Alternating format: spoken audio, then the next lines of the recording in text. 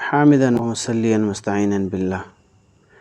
آج ہم بات کریں گے کہ جو غیر ضروری بال ہے اس کو کاٹنا یا اس کو جسم سے ختم کرنا، اس کا کیا حکم ہے مردوں کے جسم پر جو ہوتے ہیں۔ سب سے پہلے آپ سب سے گزارش ہے کہ اگر آپ ہمارے چینل پر نئے ہیں تو ہمارے چینل کو سبسکرائب کریں تاکہ آنے والے تمام مسائل آپ کو آسانی سے پہنچ سکیں۔ تو جو غیر ضروری بال ہے مردوں کے لیے زیر ناف اور بغل کے بال، اور اسی طرح ایک مشت سے زیادہ داڑھی کے بال، اور جو چہروں کے اوپر، رخساروں کے اوپر اگے ہوئے بال ہوتے ہیں، ان کے علاوہ دیگر اعضاء مثلاً سینہ، کمر، اسی طرح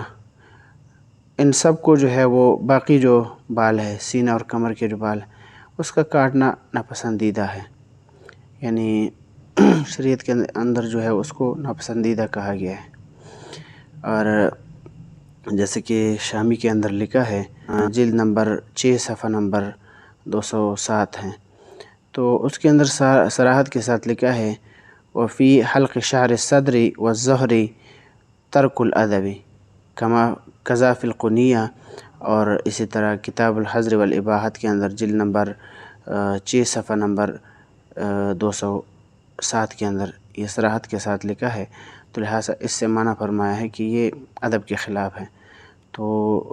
مرد کے لیے ان جو ہم نے ذکر کر دیا شروع میں کہ یہ بال کاٹنا جائز ہے، اس کے علاوہ جو ہے بال